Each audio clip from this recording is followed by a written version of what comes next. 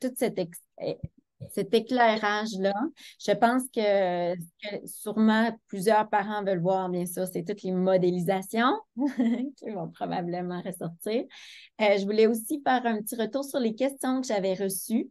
Donc, alors, on a ici là, ce qu'on parlait tout à l'heure, donc par rapport à l'orthographe, lorsque certaines personnes utilisent, donc notamment l'Exbar, comme on a parlé, donc que c'est possible, bien sûr, d'utiliser un clavier externe si on ne souhaite pas avoir le clavier, vous savez, le clavier qui se met dans l'écran directement et qui prenne la moitié. Donc, même si vous voulez que votre enfant ou votre élève, parce qu'il y a des spécialistes aussi de l'éducation ici présentement, spécialistes de la santé, si vous souhaitez que l'enfant, l'apprenant, clique sur le mot, alors effectivement que ça va prendre de l'espace sur la tablette, mais c'est possible d'utiliser un clavier externe. Donc voilà, je ne sais pas si Oui, tu voulais ajouter quelque chose là-dessus. oui, oui, oui. Pendant plusieurs mois et plusieurs années, l'application Lexibar sur l'iPad ne fonctionnait pas. C'est-à-dire qu'il fallait effectivement ne fonctionnait pas avec un clavier externe. C'est-à-dire qu'il fallait utiliser le clavier dit virtuel sur l'écran de l'iPad pour pouvoir utiliser Lexibar sur l'iPad. Ce n'est plus le cas. Après des années à leur avoir demandé un développement supplémentaire pour prendre en considération les claviers externes, ils l'ont fait. Donc, il y a des astuces. Alors, j'ai cru comprendre qu'il y a une histoire de flèche. Il faut appuyer sur une flèche pour que le mot. Enfin bon, dans la communauté, sur le groupe Facebook fermé en classe avec mon iPad, on peut tout à fait utiliser la loupe et chercher Lexibar et voir absolument toutes les explications sur comment fonctionne Lexibar sur Et, iPad. et quand vous utilisez, par exemple, l'application Notability, cette problématique ne se présente pas, là. Non, bah non, puisque Lexibar peut être utilisé en même temps que Notability, donc avec un clavier externe. Donc, c'est tout à fait faisable. Donc, tu as bien présenté aussi que toi, tu prônes, si on veut, tu présentes bien sûr les fonctions de l'iPad comme outil vraiment qui va permettre de pallier à ces difficultés-là qui sont présentes dans les classes là, avec un enfant qui a une dyspraxie notamment, ça pourrait être une dysorthographie, une dyslexie. Effectivement que l'iPad est un très bon outil, mais bien sûr que l'ordinateur peut aussi aider. Et comme tu mentionnais, selon aussi le parent, à quel point il est familier avec l'iPad ou l'ordinateur, ça va aider. Donc, ça, c'était une des questions aussi que j'avais eues par rapport à qu'est-ce qu'on choisit, quelle est la recommandation par rapport à un iPad ou un ordinateur. Effectivement, que si c'est le parent qui va être le référent, la personne ressource pour l'enfant lors des devoirs, lors du suivi, si l'enfant ne voit pas un ergothérapeute ou l'orthophoniste ou l'orthopédagogue ou un spécialiste, ou même d'avoir un répétiteur dans certains pays, quelqu'un qui fait l'aide aux devoirs. Si on n'a pas cette ressource et que c'est le parent, il faut y aller aussi avec quelque chose dans lequel on est confortable. Les deux vont permettre à l'enfant de mieux réussir qu'avec le papier crayon. Ça, c'est sûr. Oui, Euh, absolument. Et l'objectif final, c'est l'autonomie de l'enfant et la performance de l'enfant sur son outil informatique. Si l'enfant a besoin de 3 minutes et demie pour faire un scan d'une feuille de papier, c'est trop long, ça ne fonctionnera pas en classe. Donc, il faut que ça aille très, très vite. Donc, soit on a l'ordinateur qui convient avec un papa ou une maman qui s'y colle depuis déjà plusieurs semaines et qui apprend à son enfant à utiliser cet ordinateur, à scanner, etc., etc. Alors là, très bien, soit c'est un parent qui s'y connaît super bien en iPad et qui va faire la même chose avec l'iPad, soit on ne sait pas dans les deux cas, hein, tout le monde n'est pas censé être un pro de l'ordinateur et de l'iPad. Et donc, il existe des endroits où on peut se former. Alors, sur l'ordinateur en France, ce sera surtout les ergothérapeutes, hein. Il n'y a pas encore beaucoup d'associations 10. De toute façon, en France, il n'y a pas beaucoup d'associations 10 qui parlent de l'outil informatique, hein. Donc, c'est soit l'ergothérapeute pour l'ordinateur et quelques ergothérapeutes en France qui commencent à s'ouvrir sur les tablettes et notamment l'iPad. Et sur l'iPad, il existe maintenant 3, 4 formations, soit en présentiel, soit en ligne, qui sont extrêmement rapide, c'est quelques heures. Et quand les parents font ces formations avec ces enfants-là, eh bien, les parents comprennent absolument tout de suite l'intérêt de l'outil, mais il faut se former sur l'outil. Donc, effectivement, il y a forcément un parent, un parrain, quelqu'un qui va apprendre à l'enfant. Et de mon expérience personnelle, j'ai fait toute ma carrière sur ordinateur, carrière professionnelle sur ordinateur. Je suis allée à l'école et à l'université sur ordinateur. J'ai travaillé à l'ordinateur et quand on m'a dit que mon fils était dyspraxique, qu'à l'époque j'habitais en Angleterre et qu'il avait 8 ans, j'ai tout de suite acheté un ordinateur parce que c'est ce que la France et c'est ce que l'association Le Cartable Fantastique disait. Donc j'ai même acheté un Surface Pro donc avec cette fameuse caméra devant qui permettait de prendre des photos parce que je me suis informée et j'ai vite compris qu'il fallait qu'il prenne des photos. Sauf que quand j'ai commencé à utiliser l'ordinateur avec mon fils, je me suis rendu compte de la complexité pour prendre une photo avec un Surface Pro. Pour la rentrer dans Word déjà, on ne peut pas la faire relire.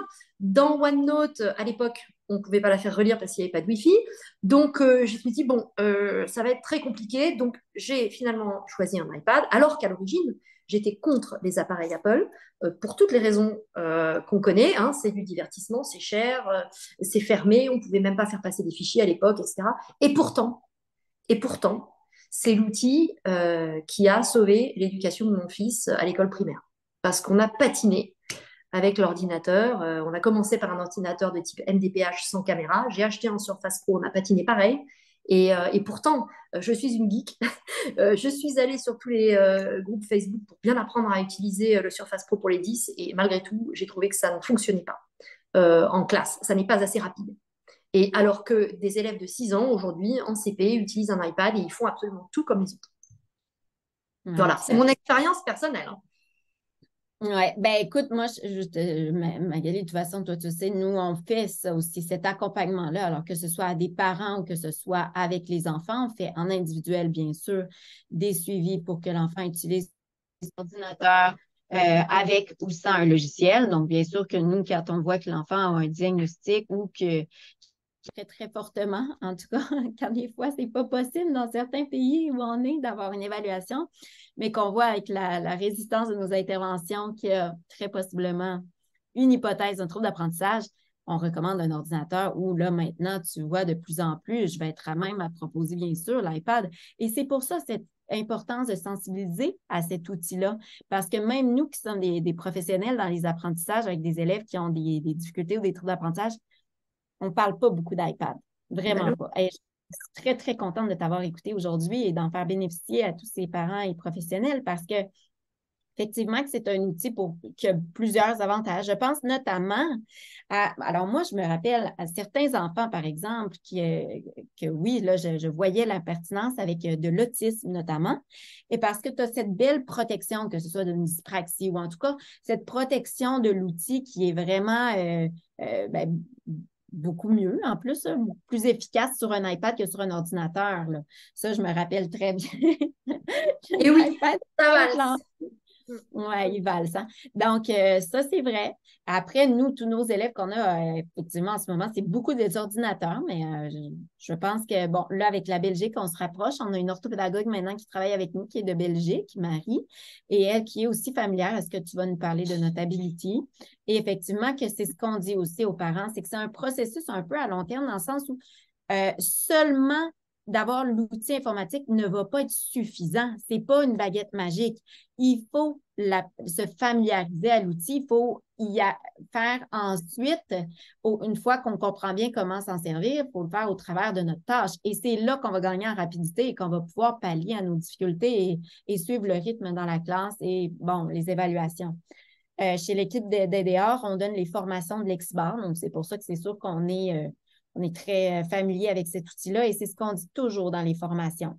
D'abord, on se familiarise à l'outil informatique. Est-ce qu'on sait, en tant qu'enfant, lorsque c'est le temps de faire une dictée, une phrase du jour, une dissertation si on est plus grand, est-ce qu'on sait où est-ce qu'on met notre titre?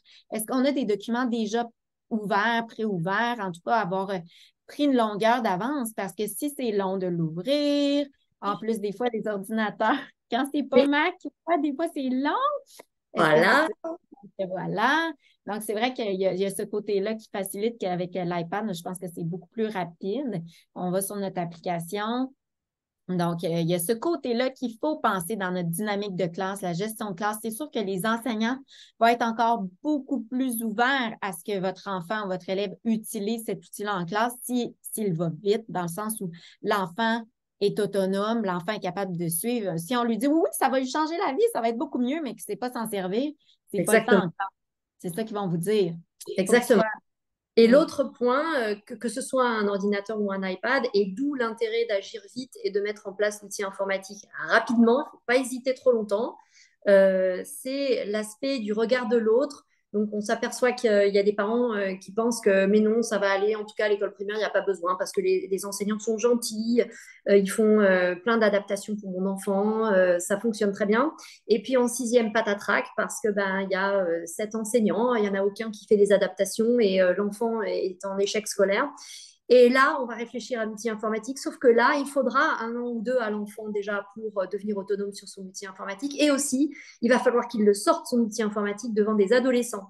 Et le regard de l'autre et le poids de la différence est beaucoup plus important quand on introduit un outil informatique au collège que lorsqu'on l'introduit en école primaire. Donc, le plus tôt est le mieux. Bien sûr, il faut que l'enfant soit diagnostiqué. Il y a certains diagnostics de dyslexie qui, à cause d'un haut potentiel, par exemple, sont masqués. Donc, on ne peut pas s'en apercevoir très, très rapidement. Donc, dans l'idéal, il faut un diagnostic le plus rapidement possible. Il faut introduire l'outil informatique à l'école primaire et de sorte que l'enfant, après, c'est normal qu'il ait un iPad ou un ordinateur. Alors, on pourra Et aussi on pourra aussi... j'irais juste Pardon, vas-y. je m'excuse, Marie, j'irais à dire, si on s'aperçoit vraiment que c'est difficile pour notre enfant, que tous les signes que tu disais au début de la rencontre, la fatigue, tout ce qu'on vous dit par rapport à l'écriture, bon, vous l'entendez, votre enfant, est-ce qu'il vous dit qu'il est nul? Bon, tout ça, des motivations. Rien ne vous empêche de le mettre en place à la maison, en tout cas pour l'instant, pour gagner en autonomie, parce qu'éventuellement, lorsqu'il va avoir son diagnostic, il va être prêt à l'utiliser. Ça ne sera pas le temps là d'être dans l'apprentissage. Donc, Et apprendre. si déjà en parallèle, là, il fait de la rééducation, ou appelez-le comme vous voulez, si ce n'est pas avec l'orthophonie, je sais qu'en France, il faut faire attention, de la remédiation, du redressement des apprentissages, peu importe. S'il fait cet apprentissage-là, eh bien, c'est certain que lorsqu'il va avoir son diagnostic et que ce sera permis pour ces contextes d'apprentissage ou d'évaluation, bien, il sera prêt à l'utiliser. Sachez que nous, au Québec, en tout cas, bon, moi, je suis en Asie, hein, mais j'interviens avec des élèves qui sont français à l'étranger. Moi et l'équipe, là, en fait, c'est plus du tout juste moi, là. Sachez qu'on est 9, mais voilà, les filles sont au Québec et au Québec, on n'a pas besoin d'avoir un diagnostic pour utiliser un ordinateur, en tout cas dans le contexte d'apprentissage. C'est là quand on parle d'inclusion et quand on parle de flexibilité, c'est possible d'avoir l'ordinateur. On est en contexte où on apprend, donc on n'est pas obligé d'avoir une barrière de plus si pour nous c'est difficile avec le papier-crayon. Après, c'est sûr que là, lors des évaluations, il y a un plan d'intervention, un peu l'équivalent comme en France, je ne sais pas en Belgique ou au Luxembourg, mais comme les PAP, les PPS, bien sûr que là, il y a des aménagements, ce que tu parlais tout à l'heure, les accommodements raisonnables, qui vont être mis en place dans un plan. Et ça, c'est sûr que c'est important. Mais lorsque votre enfant aura ce diagnostic et ce plan, si votre enfant est déjà autonome et qu'il a déjà appris, ça va être du gagnant-gagnant. Et je reviens sur ce que tu disais aussi, Magali, par rapport à tout ce qui est de l'adolescence. L'adolescence est difficile pour tous les enfants. C'est sûr que pour un enfant qui a une sensibilité supplémentaire, que le regard de l'autre est difficile parce que pour lui, il ne se sent pas bon, il voit que les autres se rendent compte que peut-être qu'il y a des moins bons résultats ou que quand il lit, c'est plus lent, si on lui demande encore de lire à haute voix devant tout le monde. Donc, il y a beaucoup de choses qui font en sorte qu'à l'adolescence, si on a un ordinateur, ça rend le trouble qu'on dit qui est invisible, l'handicap invisible, ça le rend visible. C'est certain que lui, sa motivation va être plus grande parce qu'il va vivre des réussites, mais tout ce bénéfice-là va peut-être être un petit peu estompé par l'adolescence qui vient engendrer tout ça. Bon, donc si ça peut être mis plus tôt et que l'enfant se sent bien et qu'il se dit, gars, moi, j'ai un ordinateur comme toi, tu as des lunettes, comme toi, tu as... Bon, voilà, c'est l'exemple souvent qu'on va prendre. L'autre qui pourrait avoir, voilà, que ce soit une chaise roulante, que ce soit peu importe, mais d'avoir un outil qui lui permet de réussir à sa juste valeur et d'avoir des résultats, ces évaluations qui représentent vraiment tout ce qu'il connaît, ce qu'il peut, c'est ça. Exactement.